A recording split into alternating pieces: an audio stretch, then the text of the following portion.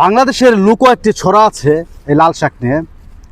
বাতার ডাল খেতে খুব ভালো লাগে, লাল শাক পাতে তুলে দাও তার আগে। অর্থাৎ প্রাচীনকাল থেকেই ছড়ার মাধ্যমে আমরা জানি যে লাল শাক আমাদের পাতে খুব রুচিশীল একটি খাবার, এটি অত্যন্ত পুষ্টিকর একটি খাবার। আমরা আসলে কি জানি যে লাল শাক কেন লাল হয়ে যায়?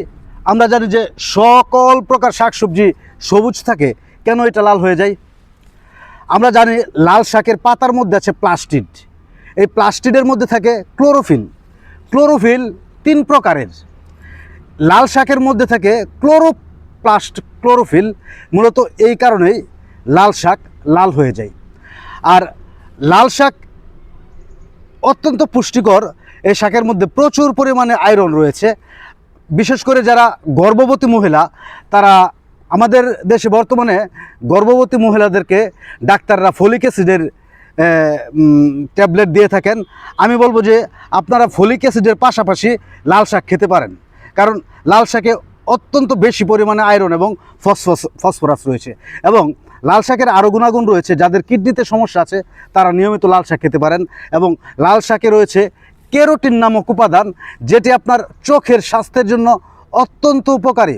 এবং লাল শাক বিশেষ করে যাদের হার্টের রোগ রয়েছে তারাও লাল শাক খেতে পারেন। লাল শাক আপনার শরীরের দূষিত পদার্থ বের করে দেয়। বর্তমানে লাল শাক বাজারে গেলে যে এই যে আমি যে পরিমাণ লাল শাক তুলেছি, এক আঁটি এটার দাম 10 টাকা, 2 আঁটির দাম 20 টাকা।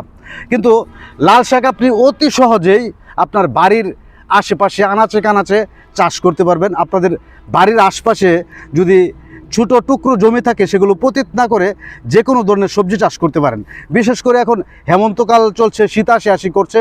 শীতকালটা আমাদের দেশের জ্যৈষ্ঠ মাসের মতোই, একেবারে মধু মাসের মতোই একটি মাস। জ্যৈষ্ঠ মাসে যেমন আমরা প্রচুর পরিমাণে ফল খেতে পারি, এই হেমন্তকালে শীতকালে আমরা প্রচুর পরিমাণে সবজি পেতে পারি।